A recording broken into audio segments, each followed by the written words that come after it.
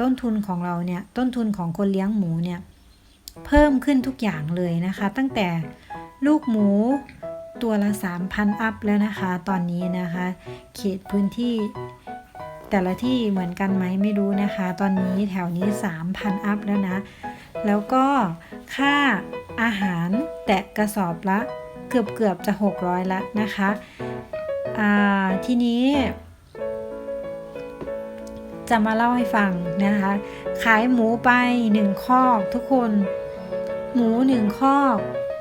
นะคะ11ตัวชั่งน้ำหนักแล้วนะคะเฉลี่ยก็ตก100 กิโล